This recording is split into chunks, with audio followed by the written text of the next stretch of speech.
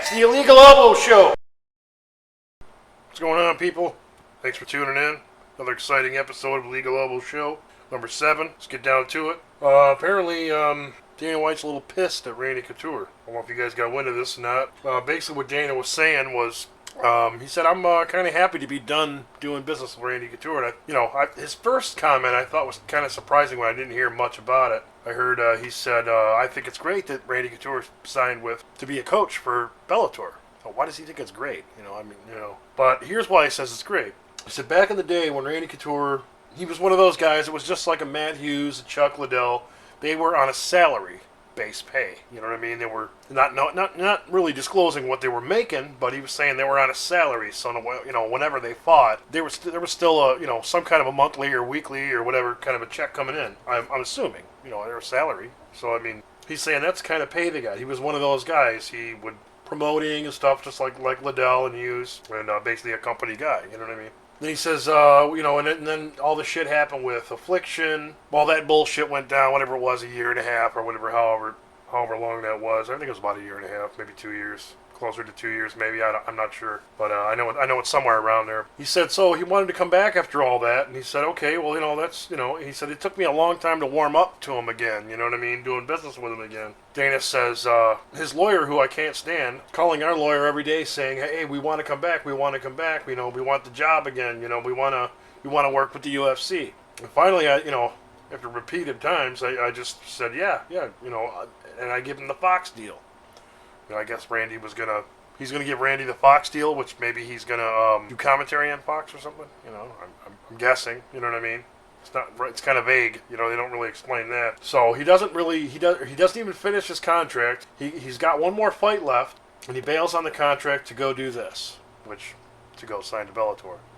Which I thought Randy Couture retired. If he retired and he had one fight left on his contract with UFC, why wasn't Dana screaming about that then? He clearly retired. That was a while ago. So this, I don't get it. But Dana continues on. Randy Couture has this Captain America image and stuff like that, but he is not a good guy. He's never been a good guy. And I mean this, I couldn't mean it anymore. I'm happy that he went there. I'm happy he's there. I never have to deal with Randy Couture ever again. Talk to 99% of the people that know him, and you'll see. I'm not going to sit here and say who's the bad guy and who's the good guy. But all I do know is if you don't do business the way Dana wants to do business, chances are he doesn't like you. You know what I mean? And I mean, when you got two hard-headed business guys going head-to-head, this kind of shit happens. Dana White's in the public. I mean, he's in the public eye all the time. And Randy Couture is not so much. Like I said, I'm not going to say who's the good guy and who's the bad guy, but we kind of know how. I would say a lot of us really don't know how Randy Couture could really, really be because he's not in the public eye that much. He could be a hard-headed business guy and kind of a dickhead for all we know. I don't know. I'm not guessing that, but I mean, we have seen a lot of situations where Dana is kind of a dickhead. So I mean, it's you're talking about one guy that's not in the public eye much and the other guy that is in the public eye much. So we can kind of go ahead and say that, Dana could be fully telling the truth. I mean, about all this, saying Randy's a bad guy or whatever. Well, he might be a bad guy to you, but that doesn't make him. He might appear to be a dickhead to you because he doesn't do business exactly the way you want it. I mean, I don't know. I don't think Dana's, I don't know. It's hard to really say, what kind of guy Dana is because, I mean, I've seen him go back on his word on a number of occasions. You know what I mean? So we can't really. I can't really say whether he's a good guy or he's a bad guy or whatever, but I mean, being in his position, being in charge of a huge company like this, you can't tell everybody all your plans, and you can't tell everybody all this shit. And he discloses a lot of information. I mean, really he does. It's just interesting news, just kind of giving my opinion on it, bringing the news out. It was kind of a shock to me. I was kind of like, this is kind of surprising, you know what I mean? But I mean, Randy Couture, obviously Dana enemies with Bellator because Bellator is pretty much trying to slide in the spot where Strikeforce was, trying to really kick it up a notch, which they should be. I mean, they should be. And they have a great chance to really become, get firm footing, and really become a stable, you know what I mean? Which I hope they do. But what happens after that, you know what I mean? they buy them too, or I mean, you never know. But anyhow, man, the fight card here, just some interesting news. I figured I'd share with you guys, see what you guys think about it. If you want to comment or something, comment on it. So UFC 156. I'm gonna give predictions for at least the main card. And I don't really do prediction videos all that much, but I figure I'll do it, this time, whatever. I'm gonna start with the FX prelim card, and then move on to the main card. So Bobby Green taking on Jacob Volkman. Jacob Volkman, I'm gonna say, will take this probably by submission, even though Bobby Green's pretty damn good. We've seen him in Strikeforce. I believe this will be Bobby Green's UFC debut. Pretty good match. Jacob Volkman's no joke, man. That's a pretty good. You're matching up with Jacob Volkman on your UFC debut. That's pretty good. You know what I mean? Because Volkman's, like I said, man, Volkman's no joke. So it'd be an interesting fight, too. Bobby Green's damn good, but I don't think he has savviness of a Jacob Volkman. I think Green maybe a bit more of a boxer, a little bit of wrestling maybe. I just think Volkman's a lot more well-versed. I'm picking Volkman. Jay Huron taking on Tyron Woodley. Woodley, I think, is way out experienced. You know what I mean? Jay Huron's just got way too much experience for him. Experience is going to win this, I think. Tyron Woodley's good. He's real good, but I think Nate Marquardt really showed how to beat Tyron Woodley, basically. And Jay Huron, I think, can probably beat him just the same way. So, but he'll have to do it in 3 rounds rather than go later, But I picked Jay Huron, obviously. Evan Dunham, Gleison Tebow. It's kind of a hard one to pick. I would normally pick Evan Dunham. I had kind of a hard time, man. I think he was undefeated a few fights in the UFC, I believe. Ran head first into Melvin Gillard. Melvin Gillard knocked the shit out of him, and he's had a few tough fights since then. And Gleison Tebow, good experience, man, and a good hard striker. You know what I mean? So it could be a tough fight. I'm gonna go out on a limb though and say Dunham by submission, because if he can get Gleison Tebow down and get him into a submission, I don't see Tebow getting out of it. I think Dunham's that good with submissions. If he can get you there, you're gonna have a hard time getting out of it. Joseph Benavidez taking on Ian McCall. Another tough call. Is this Ian McCall's first flyweight fight? I'm not sure. Not sure about that. Could be. I'm going to pick Benavidez, man. He's crafty as hell. Should be a damn good fight, though, man. Jeez. Yeah, that's a tough one, man. I'm going to pick Joseph, though. John Fitch taking on Damian Maia. That's a tough one, too. We've seen Damian Maia, man. I mean, Damian Maia...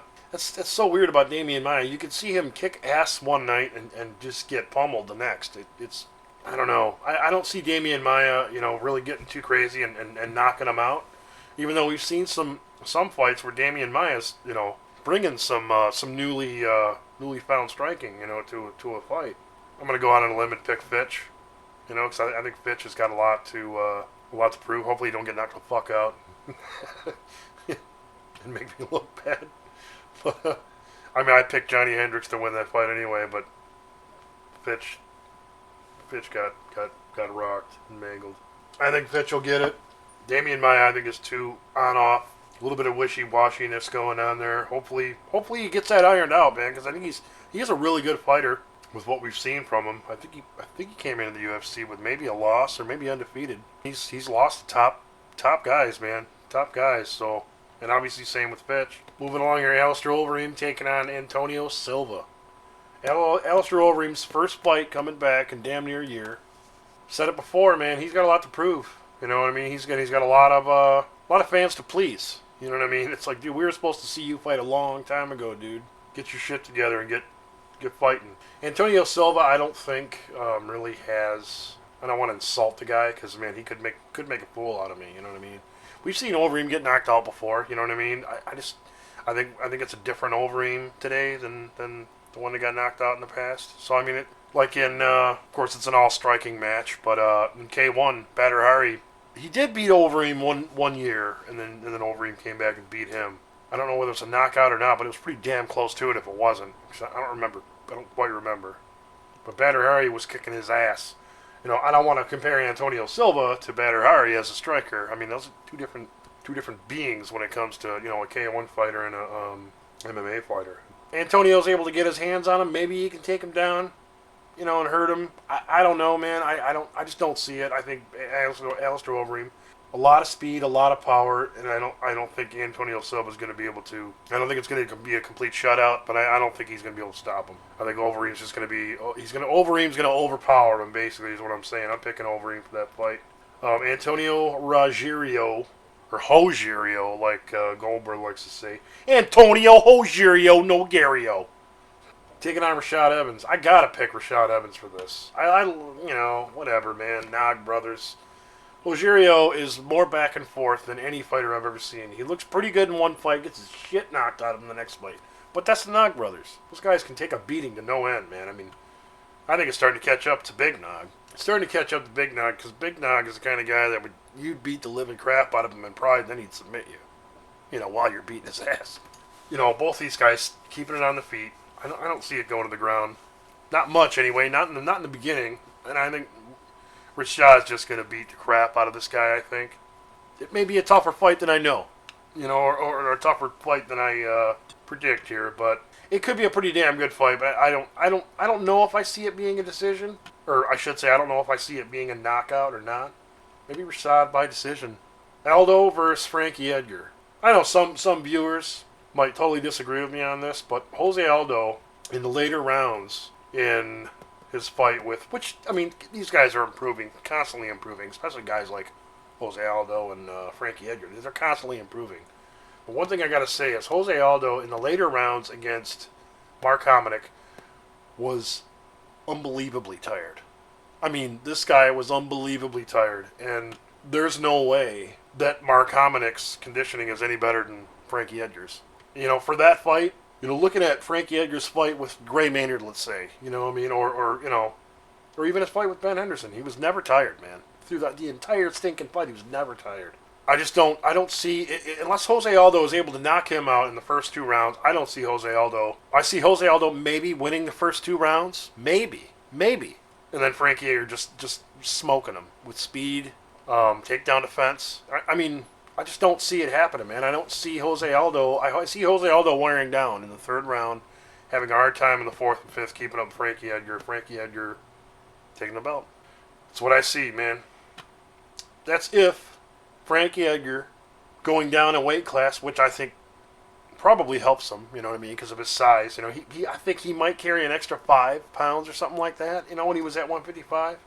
Maybe 157, 158, He never really had to cut weight, So now him having to maybe cut a little bit of weight, to be at 145, I don't see we're going to see much of a difference in Frankie Edgar at all, really. I don't think we're going to see a different Frankie Edgar. If we don't see a different Jose Aldo's going to have a really hard time in the 4th and 5th round. Could severely cost him the belt, So, I don't know. See what you guys think. If you guys agree, If you don't agree, that's cool, man. But I think that's the best way I can look at that match. Jose Aldo doesn't take him out in the first 2 rounds, which I don't think he will. I see possibly Jose Aldo getting 1 round or 2, and then Frankie Edgar will be too fast in the later rounds. Unless Jose Aldo has a new game plan and he wants to pace himself or something like that, I doubt it. I'm sure he's going to come out devastating and want to kick ass and do his normal thing, man. That's just the fighter he is. Here's my predictions for you.